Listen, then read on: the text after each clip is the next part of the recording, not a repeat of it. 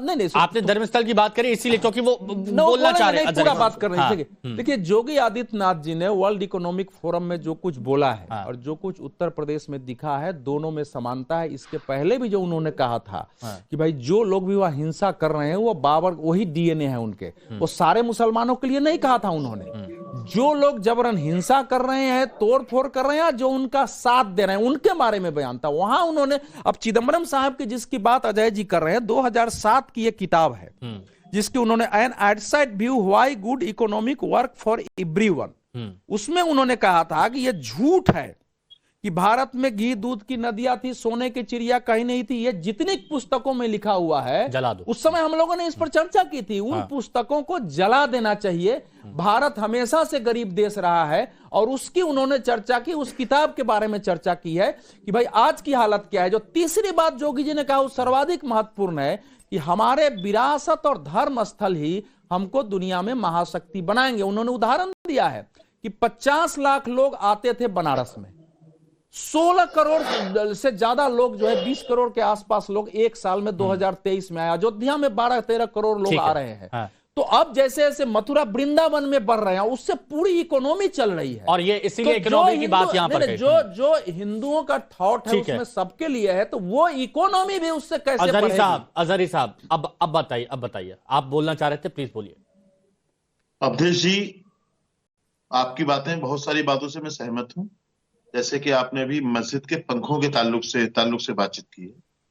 इस तरह की बातें अगर वाकई हैं तो उन पर जिन लोगों के घरों से वहां से तार डाले गए थे, जाहिर है कि विद्युत विभाग के पास उनके नाम वगैरह होंगे, तो उनके खिलाफ बाकायदा चोरी की एफआईआर होनी चाहिए और मस्जिद कमेटी से बाकायदा उसी हिसाब से बिल लेना चाहिए पहले से। हाँ ठीक है, हम इसके लिए, लेकिन हमने जो शुरू से कहा अवधेश जी, अब भी आपसे हम कह रहे हैं ये बात कि जिस तरह से वहां दंगा हुआ, जिस तरह से 5-5 लोगों की जानें गई हैं और वहां पे जो लोग बेयारो मददगार हुए, 5-5 6-6 परिवार, तो ऐसे में क्या डीएम एसपी को वहां बने रहना उनकी मौजूदगी में हुआ है? हाँ। वो सीधा प्रशासन के पक्ष में, जो प्रशासन का बंदा है वो प्रशासन के पक्ष में खड़ा है, जबकि खुली हुई पुलिस को गोली चलाते हुए देखा गया। आप फिर से वहां पर डीएमएसपी को बने रहने का हक नहीं है। अजहरी साहब, देश के बाशिंदे, ठीक है, आप देश के बाशिंदे, बहुत अच्छी बात है। देश में आप एक मिनट, अजहरी साहब सर, एक सवाल है मेरा, भीड़ क्यों आई थी? नहीं, सवाल तो यह है कि यही इकोसिस्टम है। अजहरी साहब की भीड़ आ गई, अजहरी साहब पत्थर चला रही है, तोड़ फोड़ करें, उसकी कोई चर्चा नहीं हो रही है। आप देश प्रेमी अजहरी साहब, तोड़ फोड़, अरे क्या बात कर रहे हो आप? हजारों की संख्या आई थी, कहां से आ गई थी भाई? गाड़ियों से कहां से लोग आए थे? उतने बड़े बड़े ईंट काट के, पत्थर काट के चलाए जा रहे थे, पुलिस की गाड़ियां जलाई गई। ये क्यों करने की जरूरत थी एक सर्वे के विरोध में? आप अहिंसक तरीके से विरोध कर, सुनिए अजहरी साहब, सुनिए, एक पक्षीय बात करेंगे तो हमेशा समस्या पैदा होगी। आपको विरोध करने का अधिकार था, अहिंसक तरीके से बैठ के धरना प्रदर्शन। आज मेरा मन था अजहरी साहब से एक सवाल करने का, तो टकराव होगा उसमें। मेरा मन है अजहरी साहब से एक सवाल करने का, क्योंकि अजहरी साहब आप ये कहते हैं कि अधिकारियों पर कार्रवाई होनी चाहिए, ठीक है, वो जांच का विषय, अधिकारी अगर वहां पर गलत है तो कार्रवाई हो उन पर, मैं ये कहता हूं। लेकिन आप जो बार बार ये कहते हैं कि खुदाई कर करके हमारी मस्जिदों को खतरा है, हमारे कब्रिस्तानों को खतरा है, हमारे मदरसों को खतरा है, मैं ये पूछ रहा हूं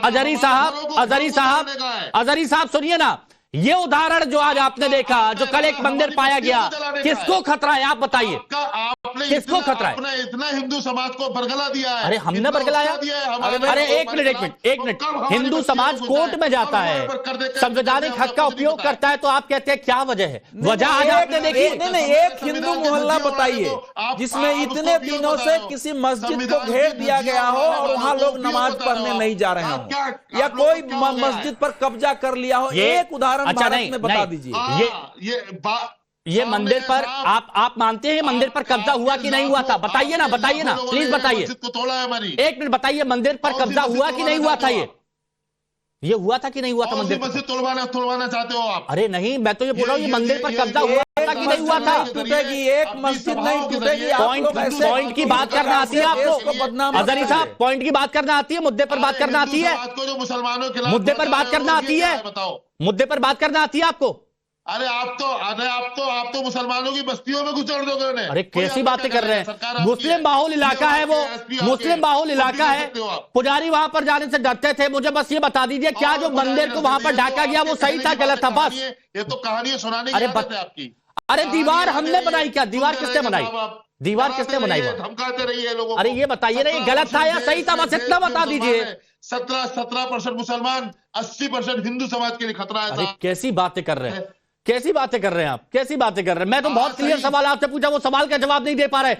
विक्रमादित्य जी क्यों नहीं? अच्छा सिंह साहब एक मिनट विक्रमादित्य जी एक मिनट। सिंह साहब मैं कह रहा हूं 10 सेकंड। हिमांशु जी हमारे मित्र से एक सवाल पूछिए। आप पूछिए। देश की आजादी के बाद जब जनगणना होती है तो जहां 55-45 का रेशियो होता है जनसंख्या का हिंदू मुस्लिम का, आज 85 और 15 घट के किस डीएम और किस एसपी के कारण हो जाता है? खतरा किसको? इन्होंने कहा जिसकी जनसंख्या जहां ज्यादा हो जाएगी, खास करके आजादी समाज की, तो निश्चित तौर पे वहां खतरा होगा। सवाल हो गया, जवाब 85 और 15 का है।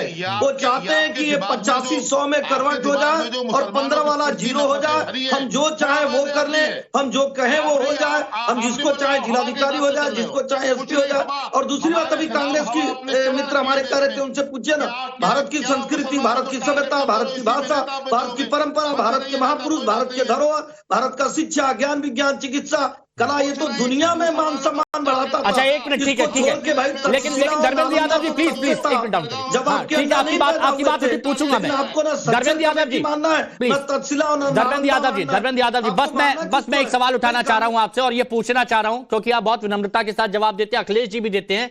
क्या इस मुद्दे पर समाजवादी पार्टी का स्टैंड सामने आएगा खुलकर? अखिलेश जी इस मुद्दे पर बोलेंगे कि ये जो हुआ था वो गलत हुआ था? बस ये पूछ रहा हूं मैं। नहीं हिमांशु जी, जांच के बाद अगर ये पता चलता है कि जिसका घर है उसे जबरदस्ती भेजा गया है, हाँ। अगर वो घर बेच के गया है, अब वहां पे मंदिर की देखरेख करने वाला कोई पुजारी नहीं है, तो उससे हम ये तो नहीं कहेंगे कि जो मुस्लिम के लोग हैं वहां पे मंदिर की देखरेख के लिए अरुद्धाचार्य जी को बुला ले, ये तो हम नहीं कह सकते हैं। जो वहां पे था, अगर वो व्यक्ति रहता, अगर वो अपनी मर्जी से बेच के गया है तब तो उसमें कोई बात नहीं है। अगर उसे जबरदस्ती भगाया गया है तो जांच का विषय है, और जिसने भगाया उसके खिलाफ कार्रवाई होनी चाहिए, इसमें कौन सी बड़ी बात है? अच्छा, दूसरी बात मैं कह रहा हूँ, दूसरी बात, सिंह साहब अभी जनसंख्या का बड़ा जिक्र कर रहे थे, एक चिंता का विषय बता रहे थे, जनसंख्या घट रही है, तो ये सबसे पहले सवाल तो भारतीय जनता पार्टी से पूछना चाहिए कि जनसंख्या क्यों घट रही है? नहीं दे पा रहे हैं। अब सुनिए तो, जवाब नहीं दे पाएंगे। बहुत शॉर्ट में बोलिएगा। हिमांशु जी इनको रोको। नहीं आप बोलना चाह रहा हूँ, बोलिए ये पूछा जा रहा है समाजवादी पार्टी। सिंह साहब बोलने दो भाई, बोलने दो। नहीं बोलिए, चलिए नहीं ठीक है। आचार्य विक्रमादित्य जी देखिए, अगर कोई बेच के गया है तो उसमें कोई आपत्ति नहीं है, वो मंदिर के बाहर अगर दीवार खड़ी कर दी कोई आपत्ति नहीं है। जल्दी से बोलिए।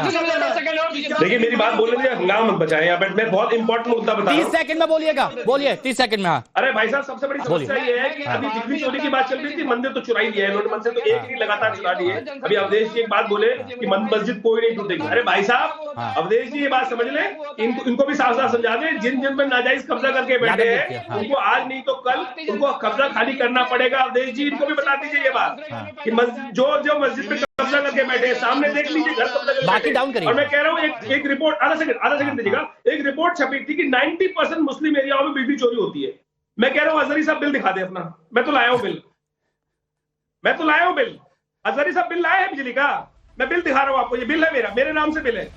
अजहरी साहब बिल दिखा दे, मैं कह रहा हूँ पक्का इनके घर में टाका लगा हुआ बिल। अजहरी साहब कहेंगे कि विद्युत विभाग वाले मुसलमान नहीं है, विद्युत विभाग वालों पर कैसे भरोसा कर ले? जैसे अधिकारियों पर भरोसा नहीं करते, सरकार पर भरोसा नहीं करते, अदालत पर भरोसा नहीं करते, किसी पर भरोसा नहीं करते, अब पता नहीं किस पर भरोसा